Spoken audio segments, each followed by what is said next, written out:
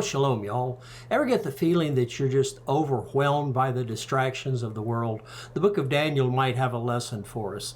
Daniel was a young man who was ripped away from his family, his home, his religion, and taken and placed in a pagan culture in a very high status position. Now, the only requirement was that he was expected to give up everything that he knew true about God and become part of that pagan culture. So he was had an enormous amount of distractions. He was in a new environment with new religion, new people, knew everything, and he had nothing to hang on to but his belief in God. So the book of Daniel shows us how today we as Christians can respond to all of those distractions, how we can remain faithful to God, how we can remain free from defilement of the world, even if we are in the midst of a pagan world. So let's look at Joel and see what he has to say as we get into Daniel chapter 1. I thought I had COVID too, by the way. Saturday morning, I woke up with chills. I thought I had fever. I was freezing. Then to find out Linda had pulled all the covers over to her side of the bed. That didn't help any. But it did save me a trip to the doctor.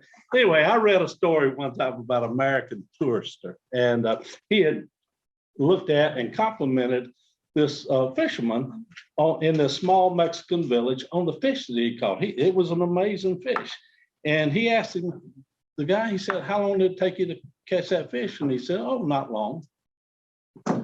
And so he asked him another question, which is pretty much an American type question. Well, why didn't you stay? If it didn't take long to catch them, why didn't you stay and catch some more fish? And he said, well, I had all I needed for my needs, and, that fed my family and everything. And he said, well, what do you do with your extra time then if you're not fishing? He said, well, I have a pretty good life. He said, I sleep late, I fish a little. He said, I come home, I play with the children. Not only do I play with the kids, I take a siesta in the afternoons with my wife. And in the evenings, I go down to the village and have a few drinks. We eat and sing and play the guitar, and we just have a good time. I have a really full life. America said, I don't think you understand what a full life is. I have an MBA from Harvard, and I can help you in this area. He said, here's what you need to do. You should fish a little longer every day and catch a little bit more fish. And when you do that, then you can take that extra revenue, the extra money you have, and you can invest it in a bigger boat. That way you can haul in more fish. And once you start hauling in more fish, then you can, take that extra revenue, take that extra money and buy another boat. And he said, and once you have those two boats going and they're really catching fish and they're really doing, the next thing you can do is buy another boat. And pretty soon you'll own a fleet of boats. Now, when you own those fleet of boats, you'll be making some money. Matter of fact, you'll be in a position to cut out the middleman. You can go straight to the processing plant and start selling your fish there. Not only can you go to the processing plant, you might even want to build your own processing plant. And then by that time, you've got this big, huge enterprise running on its own. Hey, you can probably move to Mexico City. You can move to Los Angeles. You could move to New York City. It won't matter. Those things will be great. He said, well, what would I do after that? And he said, well, there's lots of things to do after that. He said, yeah, but how long will this take? He said, 20, 25 years. 20, 25. Then what would I do after that? He said, well, after that, it really gets interesting. You've got this huge enterprise. Then you can start selling stock. Then you can sell that stock. You'll make millions, I tell you. And then you've got it made. He said, well, what would I do after that? He said, well, after that, you can buy a place right down there on the coast in a little village. You can go out and play with your grandchildren. You can, sleep late, take a siesta in the afternoon with your wife. And heck, in the evenings, you can go down to the village and drink and see all your friends.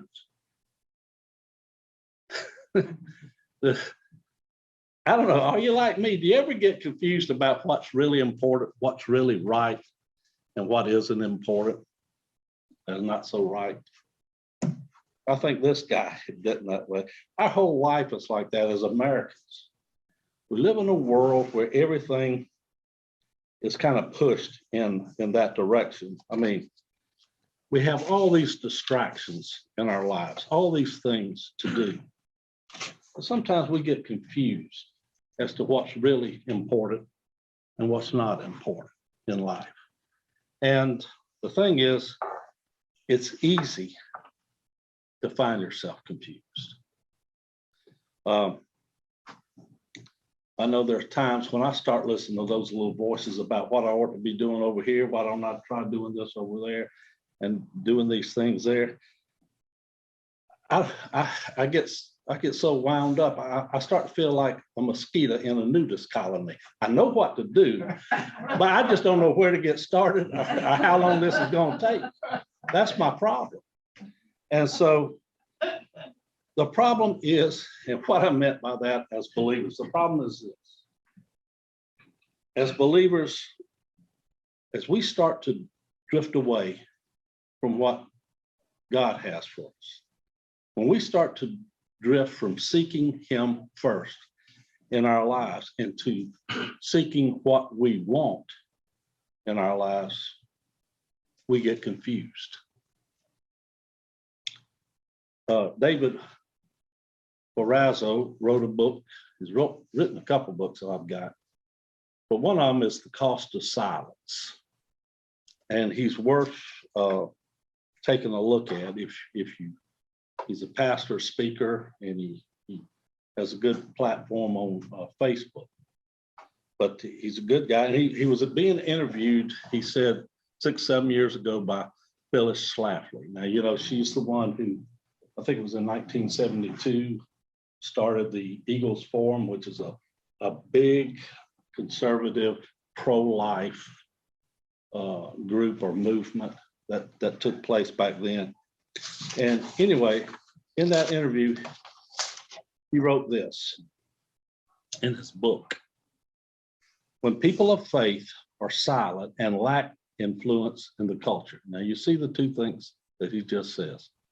When people of faith are silent and lack influence in the culture, he says immorality is inevitable. He said silence never saved anyone. And he said, and the left is winning the battle of influence in the United States, and Christians have been on the defense far too long. Now he writes this also, repeats the same thing, but in his other book, Canceling Christianity.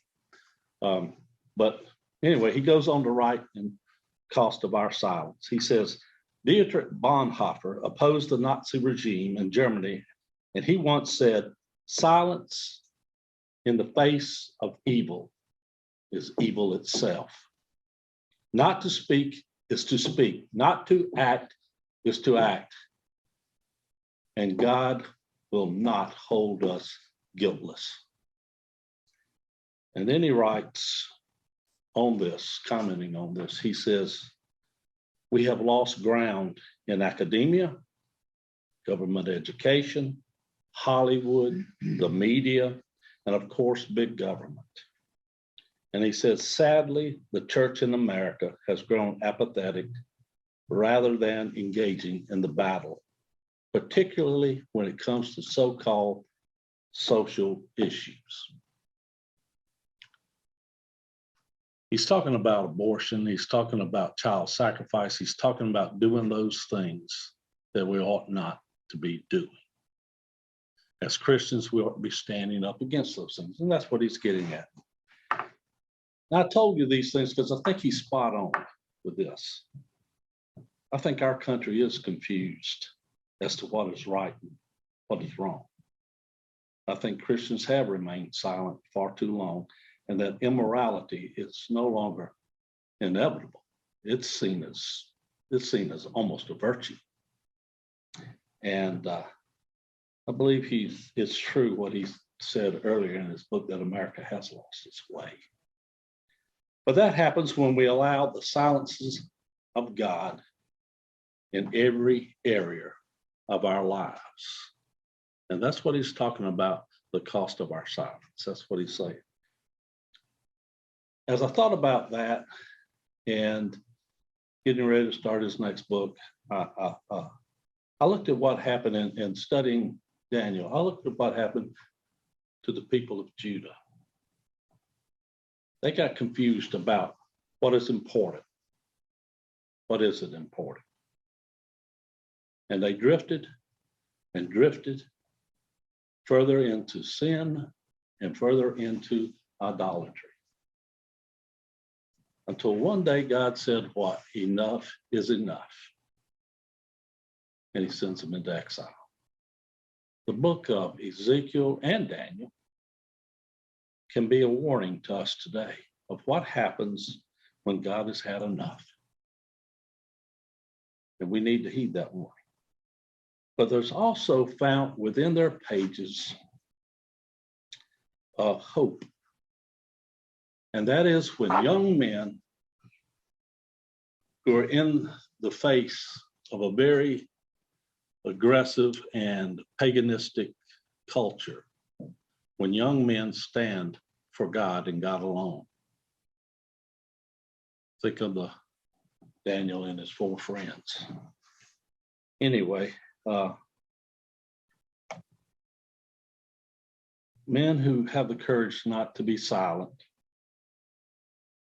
when they're faced with a culture that's heck bent on silencing God in the culture. Okay, so the book has relevance for us today, this book of Daniel. Second thing, what do we know about this man, Daniel? Okay, well, Ezekiel 14:14, if you remember, it says he was a righteous man. And he puts him in the category with Noah, Daniel, and Moses. That's pretty good category. All right. And then in Ezekiel 28:3, he asks who can be as wise as Daniel. So we know that Daniel is a very righteous man. Daniel is he is a man who has wisdom. He's probably from royal lineage, we believe. He's physically attractive. He's extremely bright. And he was taken as a youth, somewhere between the ages of 12 to 16. We don't know. We can say 12, or we can say 16, we can say 14, 15, it doesn't matter. And he lives until about the age of 85, we think, because we don't hear any more about him. We don't know, but we know he at least lived that many years. We also learn a lot more as we study this book about this man, Daniel, that we don't need to go into now. So as you start to read the book of Daniel, you'll start to see more about this man and how remarkable he truly was. Okay, now, is the book of Daniel unique? Yeah, in a lot of ways it is. In prophecy and in other things, but one of the main things that makes it unique is written in 2 different languages.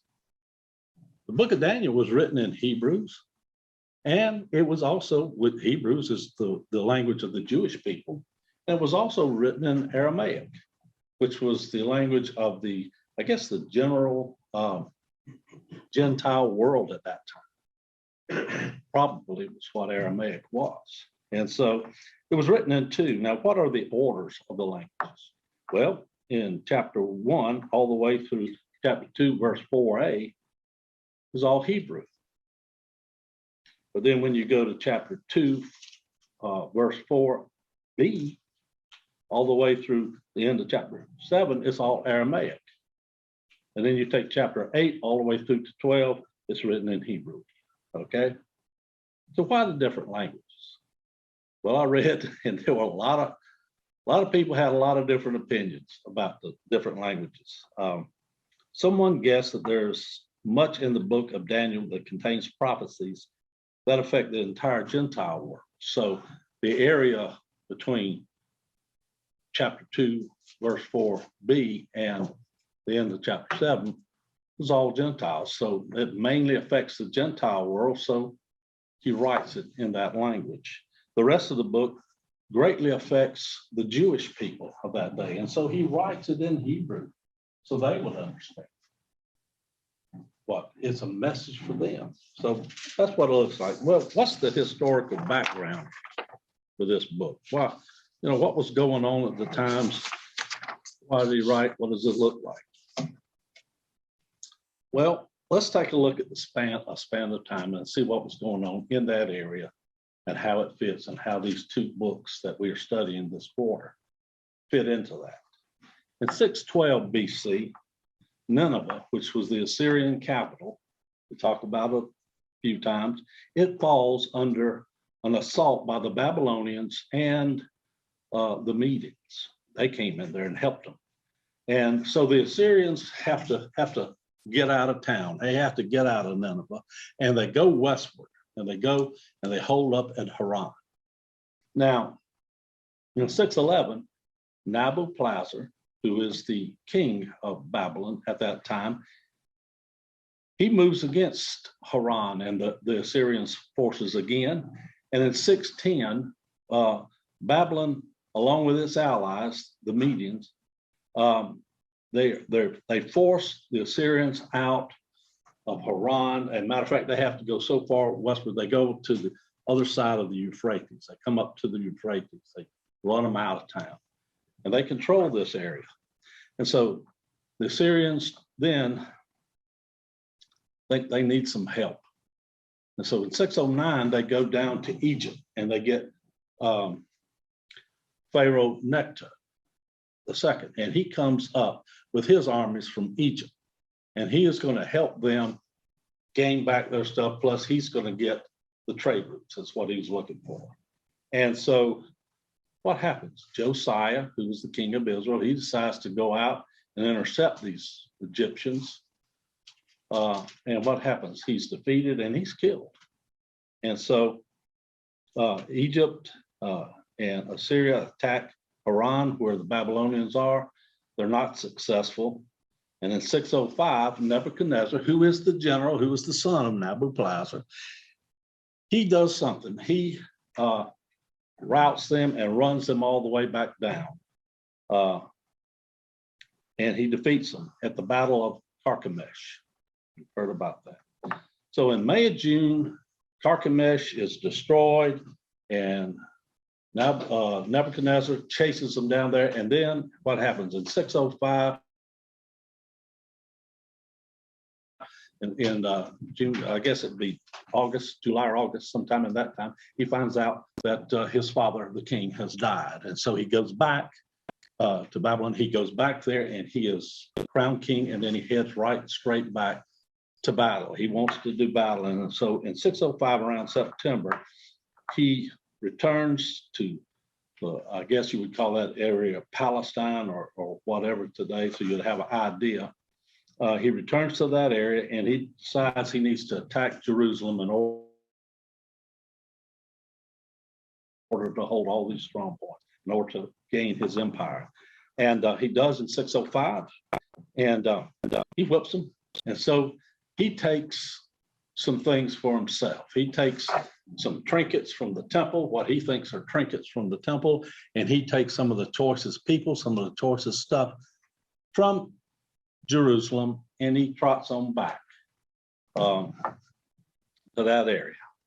And then, by the way, Daniel is a part of that 605 group of people that go back. So he's in there doing that.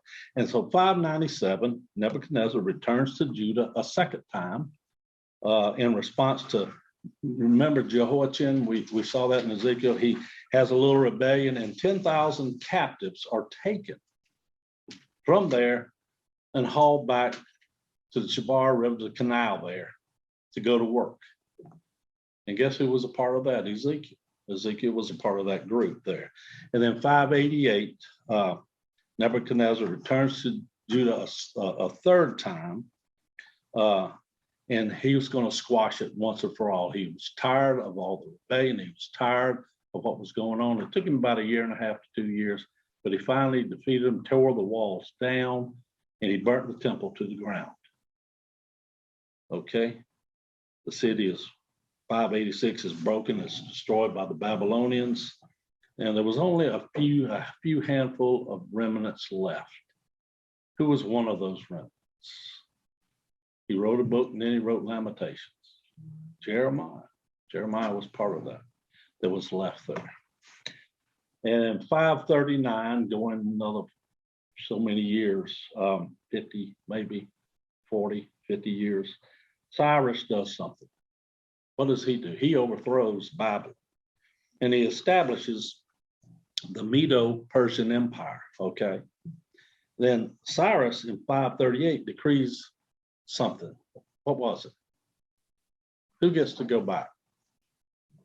What happens?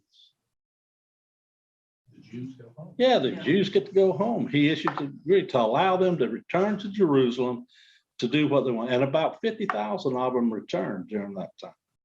The temple foundations are laid back. And in 515, I think, the temple was finally completed. But that's the historical background of what's going on. Now, the book of Daniel itself represents about 70 years of Daniel's life. Daniel is spent 70 years there under several different administrations, doing basically the same thing, almost running the country. Now, Daniel chapter 1, verse 1 and 2 give us the historical context of what he is writing about and his writings. Okay, so let's look at that, 1 and 2 of Daniel 1. In the third year of the reign of Jehoiakim, the king of Judah, Nebuchadnezzar, king of Babylon, came to Jerusalem and besieged it. And the Lord delivered Jehoiakim, king of Judah, into his hands, along with some articles from the temple of God. These he carried off to the temple of his God in Babylonia and put into the treasure house of his God. Okay, remember what we said a little bit earlier. It was the battle of Carchemish, where Nebuchadnezzar basically annihilated the Egyptian army. They were down to a remnant, and Babylon becomes something at that time. Do you remember what it was? They became the world superpower at that time. That's when they came. Now, all this land south of Babylon was there. It was exposed. There were not many strong. It was there for somebody to conquer, basically, is what it was. And he knew that. And what he wanted to do is he just wanted to assert control, have these vassal states that they could then run and control this area. And he could protect his people. He could expand his empire. He could make himself rich, or richer than he was. And so that's what he was going to do. And he was going to do that all the way down south past Jerusalem. Anyway, so in 605, he laid siege to the city of Jerusalem to make sure that they understood. And he wins. And what do they say? To the victor goes the spoils. And so that's what he does. He took articles from the temple. Now, this didn't set well with Daniel because he writes it in the book, the first thing. He took these articles from the temple and he goes back to Babylon to put them in his temple. He took them from the house of God and he wanted to put them into the temple of Marduk or Baal, whichever name you want to use. It doesn't matter. They're probably interchangeable.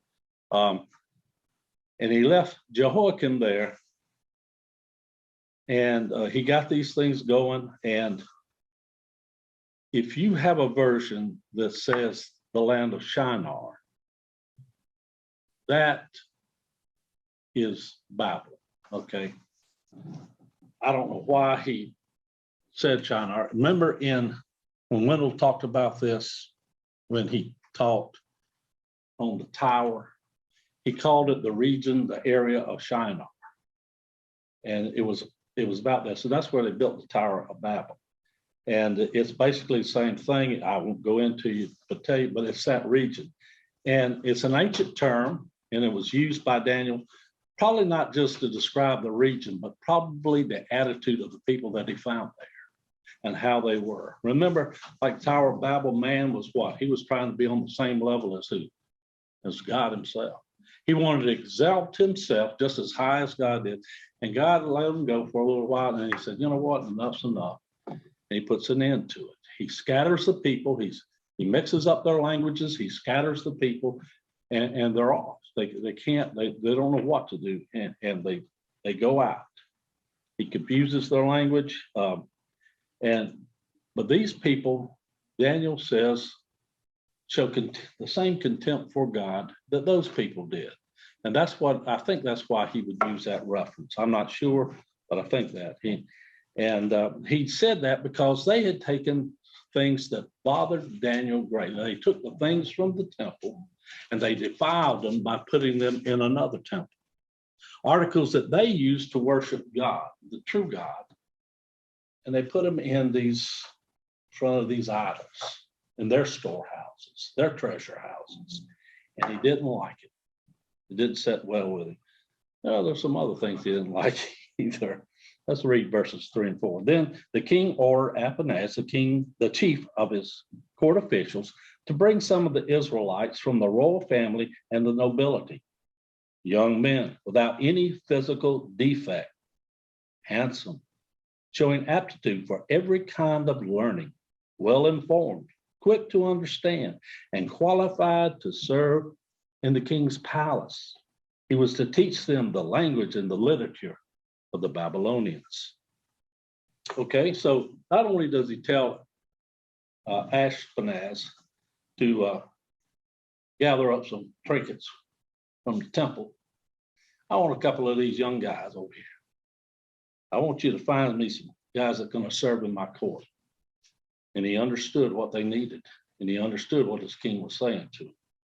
And he understood the arrogance of his king, but he did it. You see, in Nebuchadnezzar's eyes, being chosen for one of these positions was a great privilege. It was a great honor. But if you're a 12-year-old boy and you're being stolen away from your home, and your family is marched out in front of you, along with everyone else's family who's going to leave, and they're all slaughtered in front of your eyes, because they want you to know that you got nothing to come back to. I want you to understand there is no more family for you. We're your family. There's nothing else you want to do except serve this king. That's your job. That's what you're going to do. Don't think you want to come home to mom and daddy. You're not coming home to mom and daddy. They're not there. And so that's what happens. He loses his family. He's dragged from everything he knew. Everything in his world just fell apart. He was taken from the place where he worshiped. He was taken from everything that was familiar, everything that was common to him, and he's dragged to a different city where it's a huge city, and there's walls all the way around, and he sees people and languages he doesn't quite understand or know, and he sees things that he just doesn't like. He sees the articles of his God, things that they worship his God with, being thrown into Marduk's storehouse or Baal's storehouse. He sees those things and he doesn't like it. He doesn't like what's happening to him. And the king speaks to Ashpenaz, who is the chief eunuch. And by the way, sometimes eunuch can be translated as an official, period. And other times eunuch can be exactly what we think of the term when we say eunuch. It can be that also. So doesn't mean, might not mean that, it might not, I don't know. But he is paraded around in chains along with everybody else. He is shown the splendor and the greatness of Babylon here in this city. And he's going to be, he's going to let them know that this is it. This is what you want. This is real culture. This is real living. This is real life. And this is how Nebuchadnezzar would control countries and cities and all. This is how he would do it.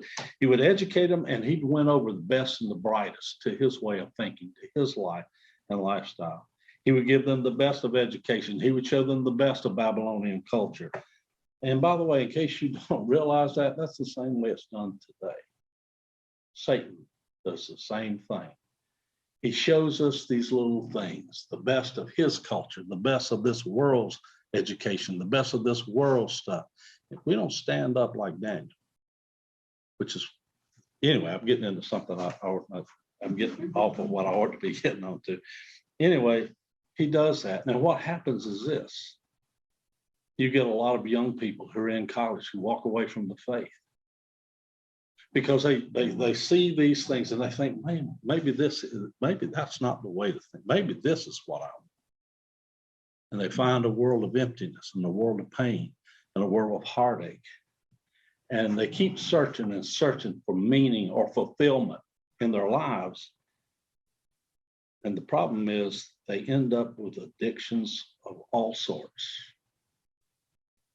from pornography to drugs to alcohol. It's amazing what the young people have to go through. And of course, we had our own. But you see, that's the results of seeking fulfillment in the wrong places. And we end up with addictions of all sorts. And that's what happens when one person's life is spent on oneself. But yet that's the worldview of the secular world. Okay, so let's read a little bit more. Verse 5. The king assigned them daily amounts of food and wine from the king's table. They were to be trained there for 3 years, and after that they were to enter the king's service. Among these were some from Judah: Daniel, Hananiah, Mishael, Azariah. The chief official gave them new names. To Daniel he gave the name Belteshazzar, to Hananiah Shadrach, to Mishael Meshach, and to Azariah Abednego. But Daniel resolved not to defile himself with the royal food and wine, and he asked the chief officials for permission not to defile himself this way. Now, God had caused the officials to show some favor and sympathy to Daniel, but the official told Daniel, I'm afraid of my lord and king who has assigned your food and drink. Why should he see you looking worse than the other young men your age? The king would then have my head because of you. Daniel then said to the guard whom the chief official had appointed over Daniel, Hananiah, Mishael, and Azariah, please test yourself for 10 days. Please test your servants for 10 days, not yourself, your servants for 10 days. Give us nothing but vegetables to eat and water to drink. Then compare our appearance with that of the young men who eat of the royal food, and treat your servants in accordance with what you see. So he agreed to this and tested them for 10 days. At the end of 10 days, they looked healthier and better nourished than any of the other young men who ate the royal food. So the guard took away their choice foods and wine, and they were to drink, and gave them vegetables instead. Okay, so these young men were going to get the best of everything. They were going to eat from the king's table. They were to be given the best of education.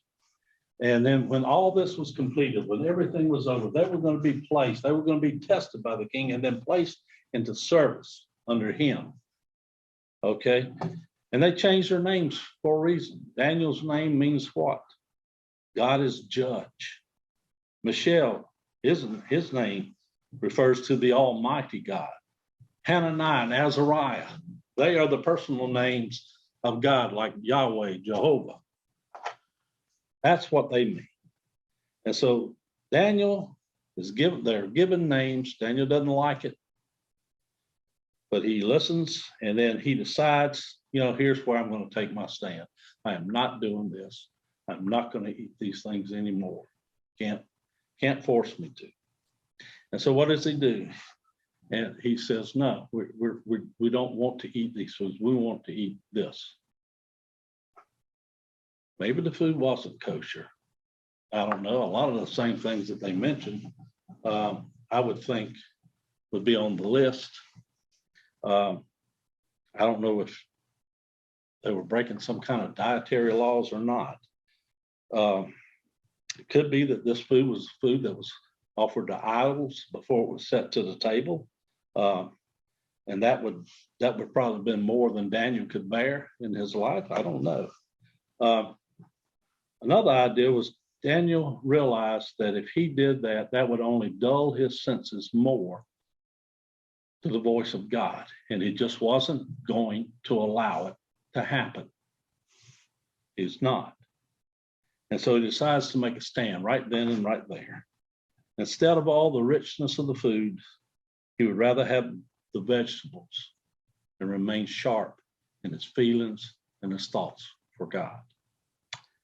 I remember there was a credit card company that came around one time and said, membership has its privileges. The problem is with a membership, there's always a price to be paid for that membership, isn't there? This nation is a nation that loves memberships, okay? We love it. Why not? I mean, we're consumer oriented. We love to do this. We love to be privileged. We don't have to give back, and we don't want to give back. Look at the people who want to have membership within our churches today. And I'm talking about all the churches. I'm not talking about First Baptist. But you could go to First Baptist, but I'm talking about all of them. Most of the members are looking for the cheapest route there is. Well, they want to come to Sunday school, but they want to come as late as they possibly can. They want to go to service because they want a taste of something religious in their life. But they don't want to apply it to their lives. And if they go to a Sunday school and church, it's got to be entertaining, because if it's not being entertaining, I'm just not being fed. People who only want the privileges of membership are not people who are going to be concerned with Bible studies. They're not going to be concerned with pouring their lives into a church, into church life. They just want a taste of a religious service on Sundays, the appearance of worshiping, and that's nothing more than giving God lip service. That is what happened to the people of Judah. That's what happens to the church today. Far too many people living in there. If you read the cost of our silence, you realize far too many of us are giving God lip service. But Daniel says, no, I'm going to take a stand. I'm not going to give lip service to God. I don't care what you think. I'm going to give God my all. And that's what he does. And that's where it started, with the food from the king's table. And what did God do to Daniel for this? God honored Daniel and those boys for that. How do I know? Verse 17, to these 4 young men, God gave knowledge, understanding of all kinds of literature and learning, and Daniel could understand visions and dreams of all kinds. And at the end of the time set by the king to bring them in, the chief official presented them to Nebuchadnezzar.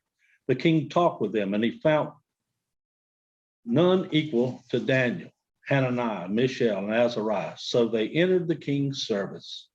And in every manner of wisdom and understanding about which the king questioned them, he found them 10 times better than all the magicians and the enchanters in his whole kingdom. Now listen to the last of it. And Daniel remained there until the first year of King Cyrus. Okay. All right, because these young men were willing to take a stand for God, willing to study and apply themselves, willing to do those things, God does something for them. He gives them wisdom. He gives them insight. He helps them. They remain sober toward the things of God. And they never let the trials and the circumstances that they found their lives in cause them to waver in their devotion to God. Never.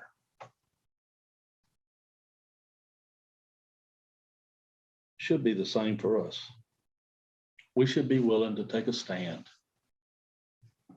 in the face of a very brutal and atheistic culture. We need to take a stand as a church against people who want to wipe God from every fiber of our lives. You say, well, but how? Corrie ten Boom, in her book, Tramp for the Lord, she tells the story of a young missionary wife who she talked with, who was ministering with her husband and 5 children there in a dark place, primitive location there in Africa. She was upset, she was angry because she found out something. She was pregnant again. And it's a burden to raise children in a primitive place, especially when you don't have much money. There's a lot of work to be done. There's a lot of pain in sending your kids off to school so you don't get to see them, you miss them. And it was just more than this woman could bear. And so she rebelled against God for that. And she couldn't take it. Her health wasn't good. So when time came to deliver the child, she was whipped. And her husband realized that because it was not a doctor in the area. He realizes that she and the baby might die. So he packs the whole family up and he takes them to another town, another location. And they stay there. They stay there until the baby is born and she is well enough to go back home. They come back home and they find out something. That the dreaded Mau Mau that came into the area and slaughtered every white person alive. And as she told that to Corrie, she held that little baby to her breast and cried and said, this little darling was sent to save all our lives, and never again will I rebel against his ways for our lives. Never. You see, it's easy to let the circumstances of our lives, take our eyes off God's promises. But when we do, we sometimes misinterpret things and we make wrong decisions, or we languish in turmoil that is just unnecessary. You see, to thrive in the Christian life, we have to interpret everything in this life in the light of the next life. We must live in the temporal with our eyes on the eternal. And we must never, ever be afraid of living for him, taking a stand, whatever you want to call it, in a culture that despises him. Heavenly Father, I just thank you for